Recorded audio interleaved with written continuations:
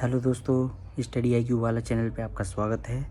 जैसा कि हम जानते हैं कि EMRS 2025 में जो वैकेंसी निकली थी, जिसका एग्ज़ाम 13 तारीख से स्टार्ट हो चुका है और उस एग्ज़ाम का नाम है अकाउंटेंट। तो अकाउंटेंट का एग्ज़ाम हो चुका है दोस्तों, और उसके मैथ के जो इम्पोर्टेंट क्वेश्चन है जो आए थे एग्ज़ाम में, वो मैं आपके सामने लेकर आया हूँ। तो चलिए देर नहीं करते हैं, स्टार्ट करते हैं। तो दोस्तों, जैसा कि प्रश्न में साफ साफ दिया गया है, कॉस्ट प्राइस ए की वैल्यू और कॉस्ट प्राइस बी की वैल्यू, यानी कि बी की वैल्यू जो आपके पास इन्होंने दी है उसमें ए का कॉस्ट प्राइस 400 रुपये अधिक है, तो इसलिए हमने कॉस्ट प्राइस बी को माना x और ए की जो कॉस्ट प्राइस है उसमें हमने 400 प्लस किया है। तो जब हम टोटल इनकी कॉस्ट प्राइस को हम देखते हैं तो टोटल आपका निकल के आता है 2x + 400। यहाँ तक कोई दिक्कत नहीं आनी चाहिए। उसके बाद हम इसकी निकालते हैं सेलिंग प्राइस। ए की सेलिंग प्राइस आप देख सकते हैं, जब 10% हानि हो रही है तो आपका निकल के आएगा 0.90 ब्रैकेट में x + 400। कॉस्ट प्राइस ए की वैल्यू के लिए सेलिंग प्राइस ये निकल के आएगा आपका। फिर सेलिंग प्राइस हम बी की निकालते हैं, जिसमें आपको प्रॉफिट हुआ है, ठीक है ना। तो प्रॉफिट आपका 160 यानी कि 160/100 परसेंटेज जो आपका दिया है, दशमलव यहाँ लगेगा, 2 0 आपके आउट हो जाएंगे। इस बेसिस पे सेलिंग प्राइस आपकी बन के रेडी हो जाएगी। फिर टोटल आप सेलिंग प्राइस देखेंगे, दोनों का आप टोटल करेंगे, जिसकी वैल्यू आपके सामने रख दी गई है। फिर जैसा कि इसमें क्वेश्चन में आगे दिया गया है कि यदि कुल सौदे में 20% का लाभ प्राप्त होता है, तो लाभ आपका 20% है, तो 1.20 इंटू जो वैल्यू है, जो वैल्यू दी गई है आपके सामने, वो है 2x + 400। ये टोटल सेलिंग प्राइस हो जाएगी आपकी। टोटल सेलिंग प्राइस में वैल्यू आपके रखने के बाद जैसा कि आप देख सकते हैं, सेलिंग प्राइस टोटल आपकी CP टोटल इंटू 1.20। उसके बाद हम आपकी वैल्यू यहाँ रख देंगे, जो SP टोटल हमारा निकल के आएगा उसकी वैल्यू यहाँ रखी जाएगी। फिर CP की टोटल रखी जाएगी और इसका मल्टीप्लाई कर दिया जाएगा, जो वैल्यू आपके सामने निकल के आ जाएगी। फिर इस वैल्यू में आप 480 में से 360 लेस होगा, इसमें से ये लेस होगा, तो आपके सामने जो वैल्यू निकल कर आएगी वो ये है गाइस, जिसमें हम यहाँ से ब्रैकेट्स से हम आप देख सकते हैं, दशमलव हटाएंगे तो 1 0 यहाँ आ जाएगा, यानी ये पॉइंट हटाएंगे हम तो ये 1 0 यहाँ ऐड हो जाएगा। तो जो हमारी वैल्यू निकल कर आएगी x की वो होगी 1200।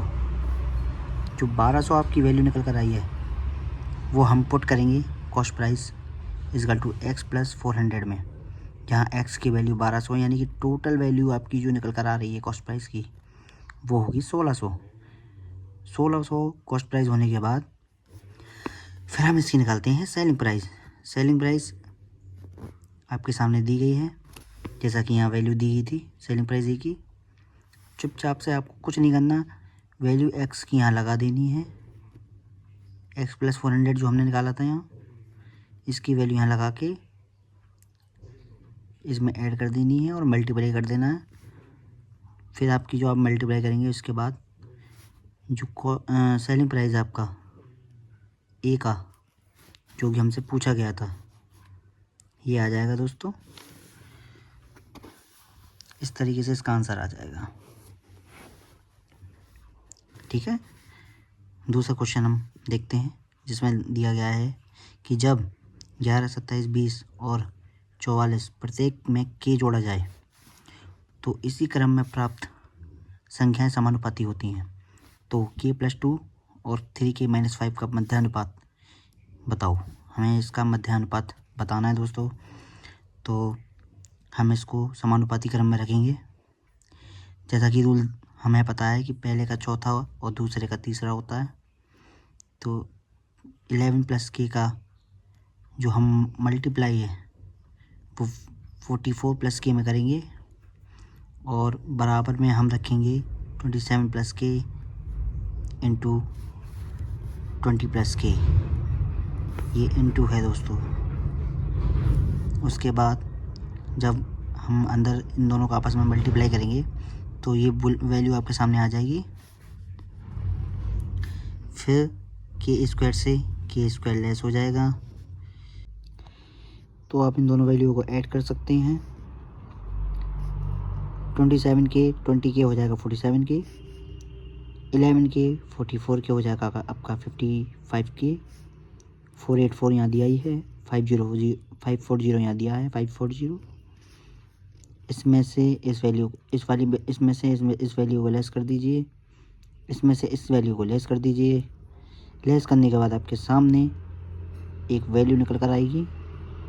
8 से इसमें डिवाइड कर दीजिए तो के की वैल्यू आ जाएगी आपके सामने, के इक्वल टू 7। फिर हम यहाँ 7 जैसा कि हमें ये दिया गया है ना, के की वैल्यू आ चुकी है। अब तो कुछ नहीं करना है, के प्लस 2 आपके सामने है, के की वैल्यू पुट कर दो, इस वैल्यू को यहाँ लगा दीजिए दोनों में। तो आपके सामने आप देख सकते हैं 7 प्लस 2 9, 7 या 21, 21, 7 इंटू 3, 7 3 या 21, -5 यानी कि 5 इसमें से घटा दीजिए। सब्ट्रैक्ट करने के बाद ये आपका निकल के आएगा 16। फिर आपका मध्यानुपात, जैसा कि हमें पता है कि मध्यानुपात निकालने के लिए हमें रूट के अंदर इन दोनों संख्याओं को रखना होगा। मध्यानुपात होता है आपका रूट ए बी, तो ए की वैल्यू भी आ गई, बी की वैल्यू भी आ गई। और 16 का वर्गमूल जो है वो 4 होता है।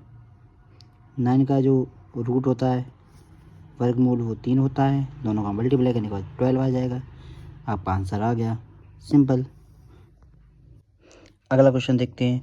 और हाँ, मैं आपको एक चीज़ और बता दूं, ये JSA जो आपका अब 21 को जो एग्ज़ाम होगा EMRS का, उसके लिए भी ये बहुत इंपॉर्टेंट है। तो इन क्वेश्चनों को आप ध्यान से अच्छे से देख लें, क्योंकि इसी बेसिस पर JSA और लैब अटेंडेंट में जितने भी मैथ के क्वेश्चन आएंगे वो इसी बेसिस पे आएंगे। तो इनको अच्छे से आप देख लें, इनकी डीप स्टडी कर लें, और इससे जितने भी इस प्रकार के जो प्रश्न बनते हैं उनको फॉलो करें, उनको देखें, उनको सॉल्व करें। इससे आपको बहुत मदद मिलने वाली है। तो पूरा वीडियो एंड तक देखें, ठीक है ना। अब एक क्वेश्चन है जैसा आपके सामने दिया गया है, घोल A और B में अम्ल और जल का अनुपात 7:8 और 9:11 है। 3 लीटर घोल A को 4 लीटर घोल B के साथ मिलाया जाता है और फिर उसमें 1 लीटर जल और डाल दिया जाता है। तो इस प्रकार जो हमें घोल मिलेगा उसमें हमें अम्ल की परसेंटेज बतानी है।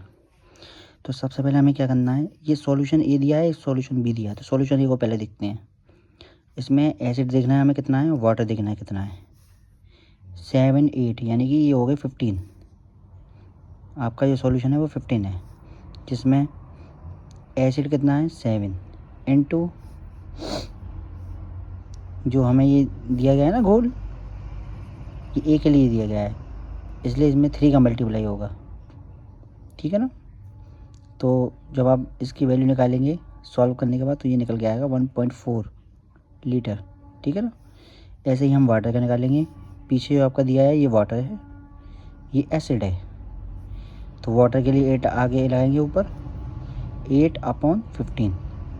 ये टोटल सॉल्यूशन है, ये वाटर है, ये एसिड है। फिर इसमें भी सेम 3 लीटर यहाँ दिया है, 3 लीटर ही यहाँ आएगा। वैल्यू निकल के आपके सामने आ जाएगी सॉल्व करने के बाद 1.6 लीटर। यही प्रोसेस यहाँ चलेगा सॉल्यूशन B के लिए सेम, पर वैल्यू ये आ जाएगी 9:11। तो एसिड इन B इसमें हम एसिड बी के निकालेंगे, बी के लिए जो एसिड है वो हम निकालेंगे। तो 9 इसमें एसिड है और टोटल कितना है 11 और 9 20 इंटू यहाँ 4 इसलिए लिया है क्योंकि यहाँ 4 लीटर का घोल एक साथ मिलाया गया है। तो बी के लिए जो घोल दिया है हमें, सॉल्यूशन दिया है वो है 4 लीटर। तो दोनों में 4 लीटर है आपके सामने। तो पहले हम यहाँ का देखते हैं, इसको सॉल्व करेंगे तो 1.8 आएगा और जब वाटर निकालेंगे तो पीछे 11 लेंगे, 11/20 इंटू 4 लीटर। तो जब इसको सॉल्व करेंगे तो आएगा 2.2 लीटर। टोटल एसिड हमें देखना है कितना टोटल एसिड आया है हमारे पास। तो सॉल्यूशन ए में जो आया है वो है 1.4 और सॉल्यूशन बी में जो एसिड है वो है 1.8। टोटल हो जाएगा 3.2 यानी 3.2। अब पानी हमें देखना है कि कितना पानी है इसमें, टोटल पानी कितना है। तो पानी हमें कितना दिया गया है इसमें, एक तो ये रहा 1.6 पानी और एक है 2.2। तो ऐड करेंगे 3.8 हो जाएगा यानी 3.8 हो जाएगा लीटर। तो 3.2 आपका एसिड है और 3.8 लीटर जो है वो पानी है। अब बाद में इसमें आप देख सकते हैं फिर उसमें 1 लीटर जल और डाल देते हैं हम, यानी कि पानी डाल देते हैं इसमें। और तो हमने जब इसमें पानी डाला है तो इसमें सीधी सी बात है, इसमें 1 लीटर पानी ऐड होगा तभी तो ये 4.8 बनेगा ना, 4.8 बनेगा। तो ऐड करेंगे तो 4.8 हो जाएगा पानी, 4.8 पानी हो गया लीटर। अब टोटल सॉल्यूशन कितना हो गया, 4.8 आपका जो वैल्यू निकल गया ये पानी की, क्योंकि एक ऐड हो गया था। फिर 3.2 जो आपका टोटल एसिड है, दोनों को ऐड कर दो, सॉल्यूशन निकल के आएगा 8 लीटर। अब बारी है इसकी आखिरी स्टेप की, यानी कि एसिड निकालना है हमें। तो जो एसिड निकालना है तो टोटल एसिड हमें देखना होगा, टोटल एसिड कितना है इसमें। टोटल एसिड कितना दिया है हमें 3.2, ये वैल्यू यहाँ लगाएंगे हम। और टोटल सॉल्यूशन कितना है हमारे पास 8 लीटर का, क्यों, पानी भी ऐड किया था 4.8 लीटर।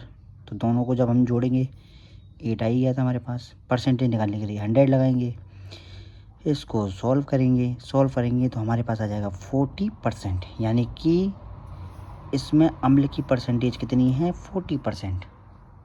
ठीक है ना, यहाँ तक आपको कोई दिक्कत नहीं होनी चाहिए। अगला देखते हैं, कोई व्यापारी एक खिलौने को उसके मार्क प्राइस यानी कि अंकित मूल्य पर 18% की छूट देकर 615 रुपये में बेचता है। यदि वह उसे मार्क प्राइस के 80% पर बेचे तो उसे 20% लाभ होता है, प्रॉफिट होता है। तो खिलौने का कॉस्ट प्राइस यानी कि क्रय मूल्य क्या होगा।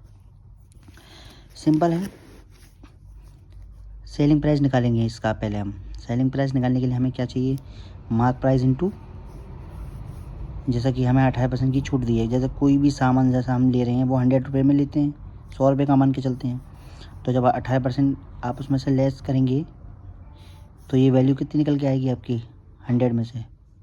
भाई 100 में से हम 18 घटाएंगे तो हमारे पास 82 निकल के आएगा, यानी कि वो चीज़ हमारे पास 82 बचेगी। भाई 18% की छूट हमें 100 में मिलेगी तो हमारे पास जो वैल्यू एक्चुअल है वो कितनी निकल के आएगी, वो 82 निकल के आएगी ना, 82। तो जो 82 ये आपके सामने दिया गया है। ठीक है ना।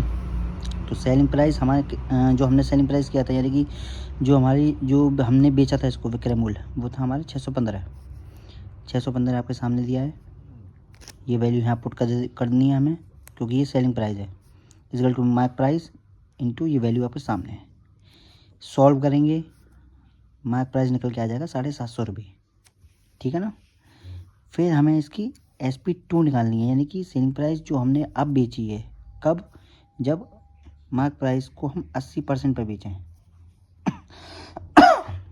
तो जब हम इसको 80% पे बेचेंगे तो 80% के लिए भी वही नियम लगेगा हमारे पास, 100 80% के लिए जैसा कि ये दिया गया है बाई 100। ठीक है ना, तभी तो 80% निकलेगा। तो मार्क प्राइस में ये 0.80 लगा के आपको मार्क प्राइस वैल्यू इसकी रख देनी है 750, 600 रुपये जो इसकी सेलिंग प्राइस है वो निकल के आ जाएगी। ठीक है ना। फिर उसके बाद SP2 इक्वल टू CP यानी कि कॉस्ट प्राइस इंटू हम जो हमें प्रॉफिट हो रहा था वो कॉस्ट प्राइस पे तो होता है, यानी कि क्रय मूल्य पर हमें लाभ प्राप्त होगा, तभी तो हमें सेलिंग प्राइस पता चलेगी कि सामान जो बिका है वो कितने का बिका है। तो 1.20 सेलिंग प्राइस कितनी निकली थी, 600। सॉल्व करेंगे तो जो रियल कॉस्ट प्राइस है वो निकल के आ जाएगी 500 रुपये, ठीक है ना, 500। यहाँ तक कोई दिक्कत नहीं होनी चाहिए। तो इस टाइप के ये क्वेश्चन थे, बाकी और भी हैं। जैसे कि एक क्वेश्चन ये दिया गया है, y upon x plus z equal to x minus y upon z equal to z upon x. X y z is not equal to 0, तो हमें वैल्यू निकालनी है 1/x अनुपात 1/y अनुपात 1/z, ठीक है ना।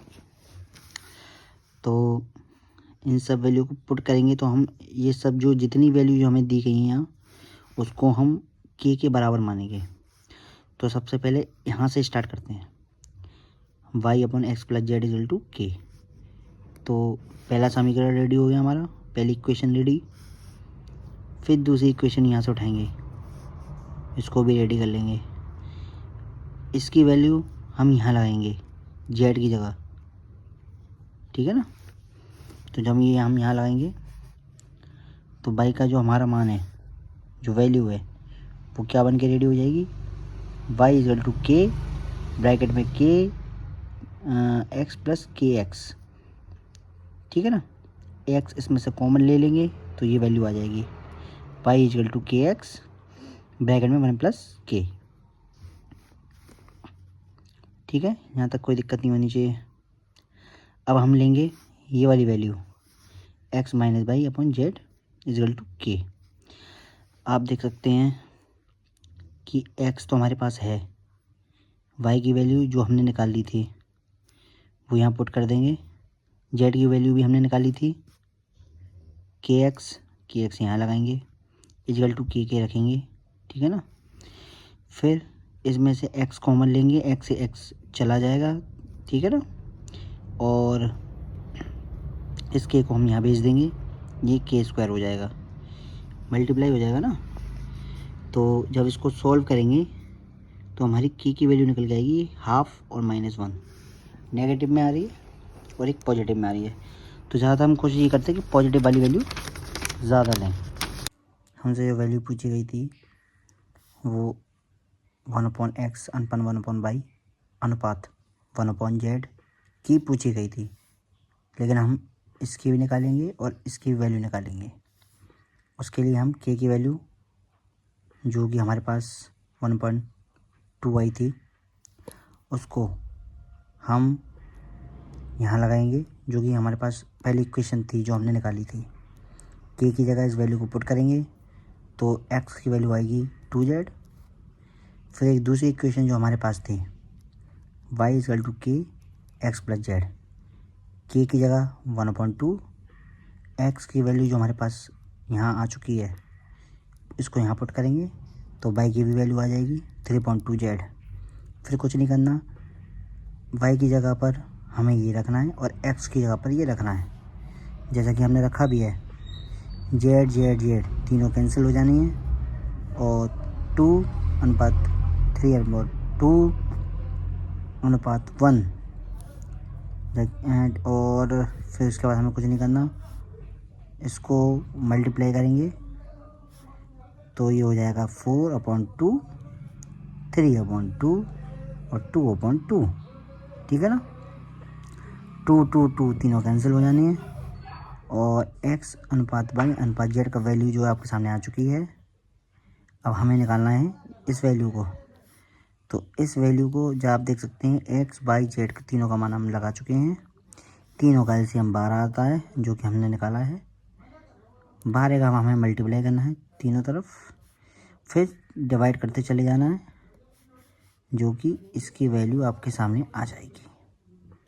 Okay, simple. दोस्तों अगले क्वेश्चन पर चलते हैं हम। इसमें हमें √x निकालना होगा। उसके लिए ये वैल्यू दी गई है हमें, ये डिवाइड है, ये मल्टीप्लाई है। तो हमें कुछ नहीं करना, इन सारी वैल्यू को तोड़ना होगा, जैसा कि हमने तोड़ा भी है, आप देख सकते हैं, ठीक है ना। और इन वैल्यू को इन्हीं की जगह पुट करना है। जैसे कि ये 25 और 3, यानी कि ये 3 बार गया है, यानी ये 3 बार डिवाइड हुआ है, तो इसकी वैल्यू को हम यहाँ पुट करेंगे। ठीक है ना। 3888 इसकी वैल्यू जो हमने यहाँ निकाली है, ये डिवाइड किया है, गुणनखंड जैसे कह सकते हैं एक तरीके से। तो ये यहाँ लगाना है हमें इसकी वैल्यू को। ठीक है ना। और 678 जो हमने यहाँ निकाली है गुणनखंड, तो गुणनखंड को यहाँ लगाना है, इनके गुणनखंड यहाँ लगेंगे। तो सबकी वैल्यू पुट करने के बाद हम एक चीज़ देख सकते हैं, ये दोनों स्क्वायर रूट हैं, तो 25 आपका बाहर आ जाएगा और √3 अंदर रह जाएगा। ठीक है ना। ये वैल्यू आपकी आ गई ऊपर की। नीचे 9 कॉमन हो जाएंगे और 4 इसमें से आ जाएगा। ठीक है ना। और 2 भी आ जाएगा, तो 9 चौक 36 और √3 है। √3 से √3 कैंसिल हो जाएगा, वो हम आपको बताते जाएंगे, देखते जाना आप।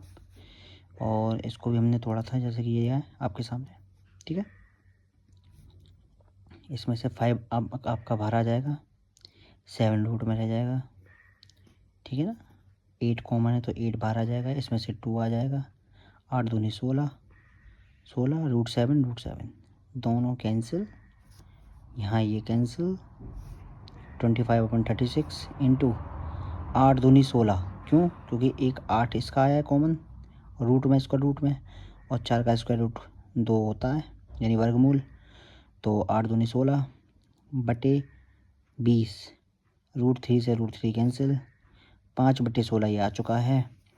5/36 ये कैसे आया? ये ऐसे आया, देखिए 8 दूनी 16 था ना, तो आप देख सकते हैं ये हमने वैल्यू काटी है इसकी यहाँ से, तब ये आया है 55/25, 5 चौक 20, 4 दूनी 8, दूना 4, तो ये आ गया आपका 4। ठीक है ना। और 5/16 ये आपकी वैल्यू है ही। अब हम देख सकते हैं कितना और काट सकते हैं इसको, ये कटेगा या नहीं। तो 4 चौक 16, एक बार और कट चुका है। ठीक है।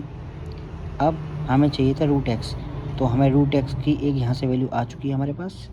नीचे देखना है 9 चौक 36, यानी 9 हमारे पास मौजूद है। 4 को हम यहाँ ले आए, यानी 4 और 4 यानी 4 चौक 16। ठीक है ना। तो स्क्वायर रूट ये भी रेडी है हमारे पास। तो 55/25 का 5 आ जाएगा स्क्वायर रूट, 9 का 3 आ जाएगा, 16 का 4 आ जाएगा स्क्वायर रूट। तो वैल्यू आ जाएगी 5/12। ठीक है ना। यहाँ तक कोई दिक्कत नहीं होनी चाहिए। अगला देखते हैं। अगला क्वेश्चन हमसे ये कह रहा है, अच्छा एक पाई चार्ट से भी क्वेश्चन आया था। पाई चार्ट में हमसे बोला गया था कि 2022 और 2023 के दौरान देश का कुल आयात 800 रुपये है या 800 है, आप कोई भी एक वैल्यू मान सकते हैं। इसमें वैल्यू 800 थी, जबकि मतलब अलग अलग वैल्यू दी गई थी, 450 और 350, इस तरह से इन दोनों को ऐड करना था, तो वो आपके 800 आते। ऐसी इन तीनों की वैल्यू दी गई थी हमें, निर्यात वाली, वो 1500 थी टोटल। से कितने % कम है, ये इससे कितना % कम है? तो 1500 से 800 को आप लेस करेंगे तो 700 आएगा। किस में से है लेस? हम किस में से कर रहे हैं? 1500 से, इसलिए 1500 का डिवाइड होगा इंटू 100, % निकालना है। ठीक है। 00 से 00 कैंसिल, बाकी आप डिवाइड करेंगे तो आप देख सकते हैं 5 दिया 15, 5 दूनी 20। ठीक है ना। तो ये 7 दूनी 14, 140, 5 दिया 15, 3 यहाँ आएगा तो 3 ये आ चुका है। ठीक है। तो फिर हम इसको 3 से डिवाइड करेंगे तो हमारे पास ये वैल्यू निकल के आ जाएगी। ये इसका आंसर है। ठीक है ना दोस्तों, आई होप आपको समझ में आ रहा होगा अच्छे से। और फिर हम चलते हैं अगले वाले प्रश्न पर। ये कह रहा है कि 42 संख्याओं का औसत 65 है, पहली 21 संख्याओं का औसत 56 है और उनसे अगली 18 संख्याओं का औसत 70 है। 41वीं संख्या 40वीं संख्या से 3 अधिक है और 42वीं संख्या से 6 कम है, तब 40वीं और 42वीं संख्याओं का एवरेज निकालना है हमें। तो जैसा कि हम देख पा रहे हैं, तो इसका योग क्या होगा 42 संख्या होगा, 42 × 65, 2730। ये आपको मल्टीप्लाई करना पड़ेगा। फिर पहली 21 संख्याओं का औसत 56 है, इसका भी मल्टीप्लाई करेंगे तो 1176 आएगा। फिर ऐसे ही 18 संख्याओं का औसत 70 है, तो उसका भी मल्टीप्लाई करेंगे तो 1260 आएगा। ठीक है ना। टोटल संख्या कितनी हो चुकी है आपकी 39, और इसका टोटल कितना हो चुका है 1176 और 1260। इन दोनों को आपस में आप ऐड करेंगे तो आएगा 2436। अब हमारे पास बची कितनी है 40, 41, 42, ये 3 संख्याएं बची हैं हमारे पास। तो बाकी 3 संख्याओं का योग हम कैसे निकालेंगे, कुछ नहीं करना, 2730 में से इस वैल्यू को लेस कर देंगे, 294 आ जाएगा। ये 3 वैल्यू की आपका योग है, यानी टोटल है 40वीं संख्या का, 41वीं संख्या का, 42वीं संख्या का, ये हमें निकालना है।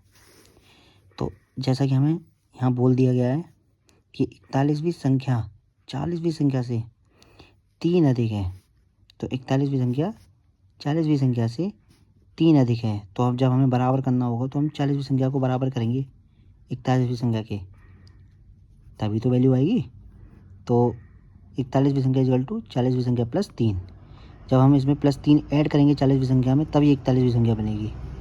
ऐसे ही अगले वाली लाइन में हमसे कहा गया है कि और 42वीं संख्या से 6 कम है। ठीक है ना, 41वीं जो संख्या है वो 42वीं संख्या से 6 कम है, तो इसलिए 42वीं संख्या से 6 घटाएंगे तब 41वीं संख्या हमारे पास आएगी। ठीक है, ये पहला कान है, ये दूसरा कान है, ये समझो एक तरीके से। ठीक है ना, और इनके आधार ये रखे गए हैं। अब हमें क्या करना है, अब हमको ये करना है कि 42वीं संख्या इक्वल टू 40वीं संख्या प्लस 9, 6 और 3 9। अब आप कहोगे ये कैसे हो गया, तो 41 की वैल्यू की जगह हमने ये वाली वैल्यू आपको यहाँ पुट करवा दी। ठीक है ना, ये वैल्यू उठा के हमने यहाँ रख दी, तो जब इस वैल्यू को यहाँ रखेंगे तो माइनस के 6 उधर पहुँचेंगी तो 9 हो जाएगा ना। 6 3 प्लस 9, 40वीं संख्या फिर किसके बराबर हो जाएगी, 42वीं संख्या जो है 40वीं संख्या प्लस 9, यानी कि 40वीं संख्या में हम 9 ऐड करेंगे तब ये 42वीं संख्या बन के रेडी हो जाएगी। यहाँ तक कोई दिक्कत आई होप नहीं आनी चाहिए। फिर हमको ये देखना है, जैसे कि ये वैल्यू थी हमारे पास 40वीं संख्या, 41वीं संख्या और 42वीं संख्या, 40वीं संख्या, 41वीं संख्या और 42वीं संख्या, जिसकी वैल्यू 294 है। ठीक है ना, तो हमें कुछ नहीं करना, हमें सिर्फ एक चीज़ करनी है, 41वीं संख्या की जो वैल्यू है हमारे पास, ठीक है ना, वो यहाँ रख देनी है, और जो 42वीं संख्या की जो वैल्यू है ये पूरी इक्वेशन ये हमें यहाँ रख देनी है। तो हमारे पास 40वीं संख्या जो लिखी हुई है इसको हम कोई भी नाम दे सकते हैं, जैसे जेड मान लो, तो ये 1 2 3 जेड हो चुके हैं, यानी 3 40वीं संख्या हो चुकी है। ठीक है ना, और 9 3 12 को लेस कर दो 294 में से, है ना। तो जब हम इसमें से इसको लेस करेंगे तो जो वैल्यू आएगी वो आएगी 282।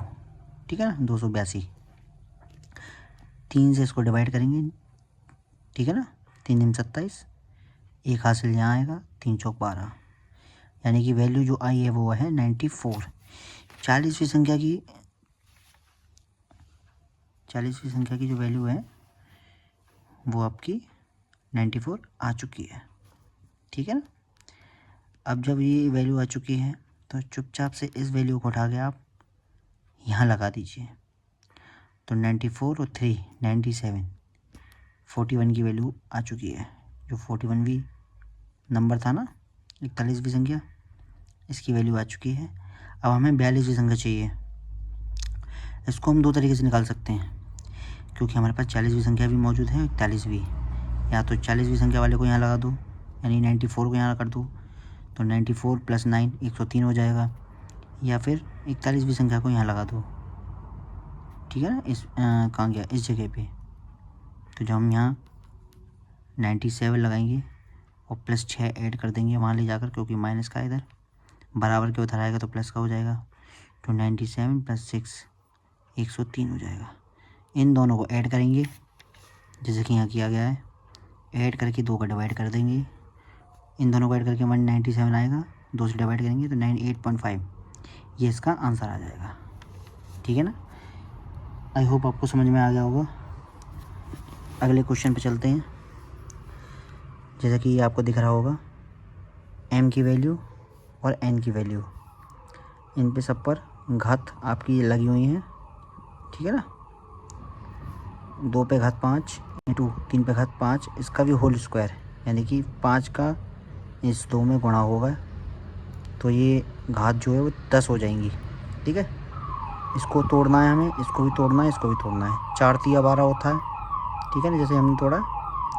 और 3 पे घात 4 यानी कि 81 जो वो 3 पे घात 4 होता है, और 3 पे घात 3 ही आपका दिया ही है। इन सभी घातों को ऐड कर लो, इस पे 1 है, तो 4 3 7 और 1 8, ठीक है ना। 10 में से 8 को हमें लेस करना है, क्योंकि ये 8 वैल्यू है ना इसकी घातों की, 10 में से लेस हो जाएंगी, तो क्या आएगा 2। ऐसे ही 4 पे कितनी घात हैं 2, मतलब 4 जो वैल्यू है वो 2 पे घात 2 की है, तो 2 पे जब घात 2 हैं तो 5 में से 2 लेस करेंगे तो 3, तो m की जो वैल्यू आई है वो आई है 2 पे घात 3 इंटू 3 पे घात 2। यहाँ तक m की कोई दिक्कत। अब आते हैं हम n पर। जैसे यहाँ दिया गया है 4 दूनी 8, इसका भी मल्टीप्लाई होगा घातों का ब्रैकेट में, इंटू 2 पे घात -5, 4 पे घात -3। अब इन दोनों को तो ऐड करेंगे, इसको हम लेस कर देंगे। क्यों कर देंगे? क्योंकि देखो ये भी 2 पे घात 2 है, 2 तिया 6, यानी कि आपस में इनका मल्टीप्लाई हो जाएगा, और 3 दूनी 6, तो 8 5 13, 13 में से 6 लेस करेंगे तो घात जो आपकी माइनस की 7 आ जाएगी, ठीक है ना, क्योंकि 13 माइनस के ज़्यादा है, ये ऊपर आएगा तो प्लस का हो जाएगा, इसलिए 7। हमें चाहिए रूट mn का मान, यानी कि इसकी वैल्यू चाहिए। तो अब क्या करना होगा, अब हमें क्या चाहिए, रूट mn का मान। रूट mn के मान के लिए m की वैल्यू और n की वैल्यू दोनों लगाएंगे। तो जो m की वैल्यू थी हमारे पास वो ये है 2 पे घात 3, 3 पे घात 2 इंटू 2 पे घात -7, ठीक है ना, प्लस के 3 माइनस के 7, यानी कि माइनस के 4, ठीक है ना, लेस कर दिया, क्योंकि माइनस वाली जो है संख्या वो बड़ी है, -7 ज़्यादा है, प्लस के 3 कम है, लेस कर दिया, माइनस के 4, 3 पे घात 2, जैसा का तैसा वैसा ही रहेगा, ठीक है ना। अब इसको हम नीचे लेके आएंगे अपॉन में, तो ये प्लस का हो जाएगा, ठीक है ना, प्लस का हो गया। अब इसका रूट हम हटाएंगे तो क्या होगा, 3 का रूट 3 आ गया, और 2 पे घात 4 का रूट 2 पे घात 2 आ गया, यानी कि 2 4, यानी कि ये इसका आंसर आ चुका है आपके सामने, ठीक है ना, 3/4। अच्छा, अगला क्वेश्चन आया था, इसे भी देख लेते हैं। 43x 259/2, ये जो संख्या है 88 से विभाज्य यानी डिविजिबल है, यानी डिवाइडेड है, और हमें ये सारी वैल्यू दी गई हैं x की और पाई की। तो हमें ये सिद्ध करना है कि इनमें से कौन सी वैल्यू है जो उसको सेटिस्फाई कर रही है, ठीक है ना। तो हम क्या करेंगे, सबसे पहले ये देखेंगे ये किससे डिविजिबल है, 88। तो हमने देखा ये 11 से भी डिविजिबल है, 8 से भी है, 4 से भी है और 2 से भी है, ठीक है ना। बाई की सारी वैल्यू आप यहाँ लगा के चेक कीजिए, ठीक है ना। जब ये 2 से डिविजिबल है तो हमें ये चेक करना पड़ेगा कि क्या ये 4 से डिविजिबल है। अगर 1 लगा रहे हैं तो 4 से भी डिविजिबल है, 4 तिया 12, 9 लगाएंगे तो भी डिविजिबल है, 4 दूनी 8, 4 तिया 12, ठीक है। 5 लगाएंगे तो 4 एकम 4, 4 तिया 12, यानी बाई की सारी वैल्यू इसको सेटिस्फाई कर पा रही हैं। क्या एक्स की सेटिस्फाई कर पा रही हैं? अच्छा, एक चीज़ और, ये 11 की जो वैल्यू है ना, ये 11 जो है ये भी इसको सेटिस्फाई कर देगा, ठीक है ना। अब हमें सिर्फ ये चेक करना है कि क्या ये इसको सेटिस्फाई कर पा रही हैं। तो उसके लिए हमें सबसे पहले सब में ये वैल्यू पुट करनी है, जैसे हमें दिया गया है सामने हमने सारी वैल्यू उसी हिसाब से पुट कर ली हैं, लगा दी हैं, 11956492, ठीक है। 11 से हम स्टार्ट करेंगे, 11 से हम चेक करेंगे, 11 तिया 33, 10 बचा, 106, 11 नियम 99, 7 बचा, ठीक है ना, 6 और 1 7, 7 बचा, 7 यहाँ 72, 11 छिंग 66, इसमें फिर 6 बचे, 6 यहाँ आया, ठीक है। 11 पंजे 55, 10 बचा, 10 यहाँ आया, 11 99, फिर 10 बचा, 10 यहाँ आया, 101। अब 11 99, 2 बचेंगी, 2 यहाँ आएंगी, यानी 11 दूनी 22। यानी कि ये जो वैल्यू है ये इसको सेटिस्फाई कर रही है प्रॉपर्ली। बाकी ये 8 4 2 से भी डिविजिबल है, यानी कि इसका आंसर ये होगा। यानी कि ये जो वैल्यू है ये इसको सेटिस्फाई कर पा रही है। इसका आंसर है ये, ठीक है ना। x बराबर 6 और y बराबर 1। तो कैसा लगा आपको ये सेशन? अच्छा लगा हो तो लाइक कीजिएगा, ज़्यादा से ज़्यादा इसको शेयर कीजिएगा। जितने भी EMRS से रिलेटेड जो स्टूडेंट हैं, जो JSA और लैब अटेंडेंट की, ठीक है ना, आपकी तैयारी कर रहे हैं, उनके लिए ये बहुत इम्पोर्टेंट है, रामबाण साबित होगी। इस पैटर्न पे बनने हैं और भी क्वेश्चंस मैं लाता रहूँगा। आप भी अपने जो प्रीवियस ईयर क्वेश्चन पेपर हैं या जितने भी मैथ के ऐसे टॉपिक हैं उनको क्लियर करते रहिए, ठीक है। अपना ख्याल रखिए। बहुत बहुत धन्यवाद।